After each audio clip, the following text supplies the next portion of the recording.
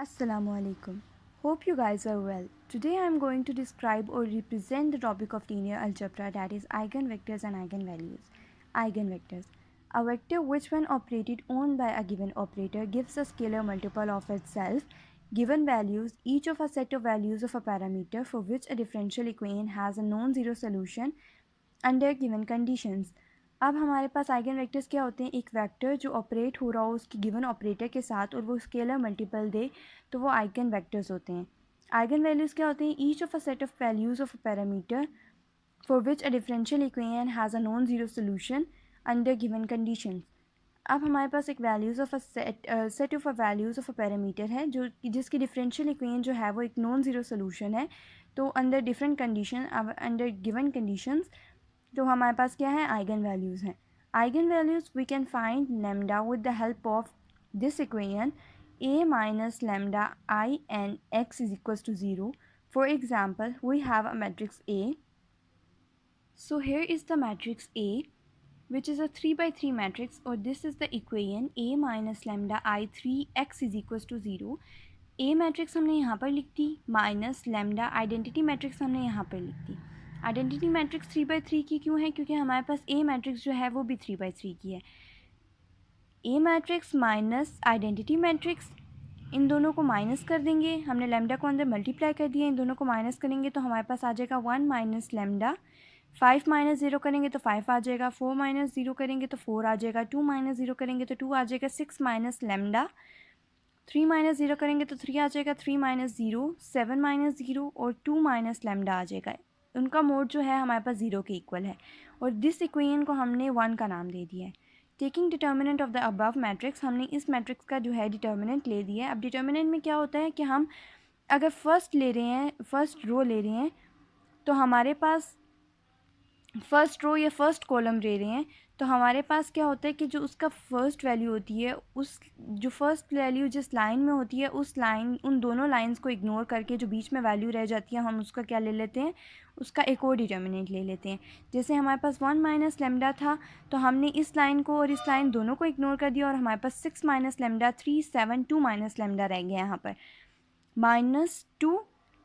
अब इसकी एक मतलब एक कह लेते हैं कि हमारे पास इसमें एक कंडीशन होती है कि अगर फर्स्ट पॉजिटिव है तो सेकंड नेगेटिव होगा और फिर थर्ड जो है वो पॉजिटिव होगा, फोर्थ नेगेटिव होगा, फिफ्थ पॉजिटिव होगा, सिक्स नेगेटिव होगा. इस तरह होता है. अगर फर्स्ट नेगेटिव है तो ये पॉजिटिव होगा.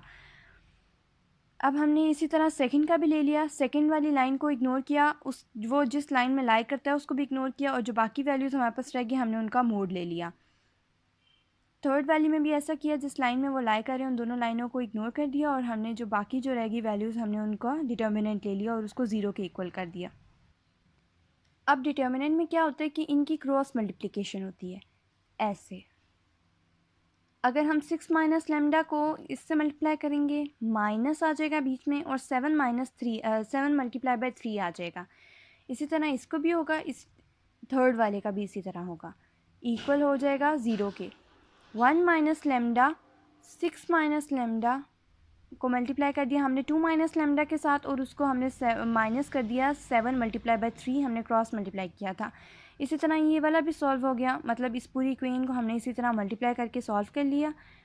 अब हमारे पास इसको खोलने की बारी आती है, मतलब हमने मल्टीप्लाई करके जो जो वैल्यूज़ निकाली थी उनको दूसरी वैल्यूज़ में से माइनस करने की और उनको दूसरी वैल्यू से मल्टीप्लाई करके हमारे पास आखिर में 2 इक्वेशंस बच जाती हैं. यहाँ पे मैंने सारा सॉल्व कर लिया है. यहाँ पे हमारे पास 2 वैल्यूज़ बचेंगी. एक लेमडा जो है वो हमारे पास 0 के इक्वल होगा और जो दूसरा है वो हमारे पास एक इक्वेशन आ गई है. इसके ना फैक्टर्स बन सकते हैं ना हमारे पास लेमडा की वैल्यूज़ निकल सकती हैं, इसलिए हमने सिंथेटिक मेथड यूज़ किया है. -1 से मल्टीप्लाई किया है क्योंकि अगर हम -1 से करेंगे तो हमारे पास इसके फैक्टर्स बन सकते हैं. 1 से करेंगे तो हमारे पास यहाँ पर 10 आ जाएगा और 1 को जब 10 से मल्टीप्लाई करेंगे तो हमारे पास यहाँ पर 33 हो जाएगा, तो जिसके फैक्टर्स नहीं बन सकते, इसलिए हमने -1 से मल्टीप्लाई किया. 1 एज इट इज़ नीचे आ जाएगा. -1 को जब इस 1 से मल्टीप्लाई करेंगे तो यहाँ पे -1 आ जाएगा. 9 -1 करेंगे तो 8 आ जाएगा. -1 को 8 से मल्टीप्लाई करेंगे तो -8 हो जाएगा. 23 में से 8 माइनस करेंगे तो 15 हो जाएगा. अब हमारे पास एक ऐसी इक्वेशन बन गई है जिसके हम फैक्टर्स बना सकते हैं. अब यहाँ पर हमने वो इक्वेशन लिख दी और उसके फैक्टर्स बना लेते हैं. इस इक्वेशन के फैक्टर्स किस तरह बनेंगे, अब हमने इसको मल्टीप्लाई करके ये वाली वैल्यू, हमने इसके फैक्टर इस तरह बनाने होते हैं कि इन दोनों को प्लस करने के बाद ये वैल्यू आए और उन दोनों वैल्यूज़ को मल्टीप्लाई करने के बाद ये वैल्यू आए। तो हमारे पास सबसे ज़्यादा सूटेबल था 3 मल्टीप्लाई बाय 5 हमारे पास 15 हो जाता और 3 + 5 जो है वो हमारे पास 8 हो जाता। लेमडा प्लस 3 + 5, लेमडा प्लस 3 हमने कॉमन ले लिया, यहाँ से लेमडा लिया, यहाँ से 5 कॉमन ले लिया, तो हमारे पास एक बन गया लेमडा प्लस 5, एक बन गया लेमडा प्लस 3। किसके इक्वल हो गया? 0 के इक्वल हो गया। लेमडा प्लस 5 जो है वो हमारे पास 0 के इक्वल हो गया और लेमडा प्लस 3 इक्वल्स टू हमने 0 के इक्वल ले लिया। Lambda square is equals to -5 हो गया। ये जब वहाँ पे ये प्लस हो रहा है, यहाँ पर जाकर 0 की साइड पे जाकर इक्वल के उस साइड पे जाकर माइनस हो जाएगा, ये भी ऐसा ही हो जाएगा। तो हमारे पास लेमडा की 3 वैल्यूज़ आ गई, lambda 0, lambda is equals to -5 और लेमडा इज इक्वल्स टू -3। ये लेमडा 1 2 3 मैंने वैल्यूज़ को नाम देने के लिए किया कि हमारे पास 3 वैल्यूज़ आ गई हैं। वैसे ये लेमडा एक ही है। अब ये जो लेमडा की 0 है, सबसे पहले हम लेमडा इज इक्वल्स टू 0 जो है वो 1 में पुट करेंगे, जो इक्वेशन मैं आपको दिखाती हूँ इस वाली इक्वेशन में पुट करेंगे, लेकिन इनका मोड नहीं लेंगे। हमने इस इक्वेशन में पुट करके हमने x से मल्टीप्लाई कर देना है। यहाँ पर जब हमने 0 से ज़ीरो इस लेमडा की जगह पर रखा है, लेमडा की वैल्यू हमने 0 डाली है, तो हमारे पास सेम वही इक्वेशन आ गई है। उसको x से मल्टीप्लाई करके हमारे पास 3 इक्वेशंस आ गई हैं, जिससे हमारे पास x1 x2 और x3 निकल आएगा, जो हमारे पास लेमडा 1 हो जाएगा, जो उसके वेक्टर्स में हो जाएगा और वो लेमडा 1 हो जाएगा। सेम यहाँ पर भी हमने ऐसा ही किया, लेमडा हमने -5 जो है वो पुट कर दिया, -5 किया तो ये माइनस माइनस प्लस हो गया और हमारे पास यहाँ पे 6 आ गया, यहाँ पे 11 आ गया और यहाँ पर 7 आ गया। इनकी भी 3 इक्वेशन हो गई। हमने 6 को मल्टीप्लाई किया, इससे रो को कॉलम के साथ मल्टीप्लाई करते होते हैं, तो रो को हमने कॉलम से मल्टीप्लाई किया तो हमारे पास 3 इक्वेशंस आ गई, 3 इक्वेशंस आ गई, जिससे हमारे पास x1 x2 और x3 की वैल्यूज़ निकल आएंगी और ये हमारे पास लेमडा 2 होगा वेक्टर्स के लिहाज से। इसके बाद हमारे पास लेमडा जो है वो हमने -3 पुट किया है। लेमडा -3 पुट किया तो हमारे पास यहाँ पे 4 आ जाएगा, यहाँ पे 9 आ जाएगा और यहाँ पे 7 आ जाएगा, 5 आ जाएगा। तो हमने रो को कॉलम से मल्टीप्लाई करके हमने 3 इक्वेशंस बना ली और इसमें से भी x1 x2 और x3 की वैल्यूज़ जो हैं वो निकल आएंगी और वो हम जो है वो वेक्टर्स के लिए वेक्टर्स में पुट करके हमारे पास 3 वेक्टर्स आ जाएंगे। इस तरह ये हो जाएगा हमारे पास वेक्टर 1, ये हो जाएगा हमारे पास वेक्टर 2 और ये हो जाएगा हमारे पास वेक्टर 3।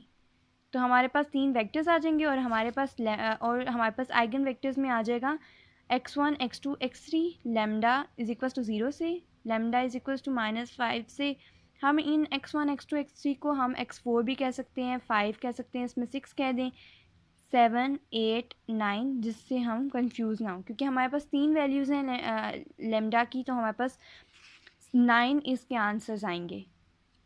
फर्स्ट में हमारे पास 3 आएंगे, सेकंड में हमारे पास 3 आएंगे और थर्ड में भी हमारे पास 3 आएंगे, जिनको मिला के हमारे पास आखिर में 9 आंसर्स आएंगे। तो ये जो है ये वेक्टर 1, वेक्टर 2 और वेक्टर 3 हैं। Thank you.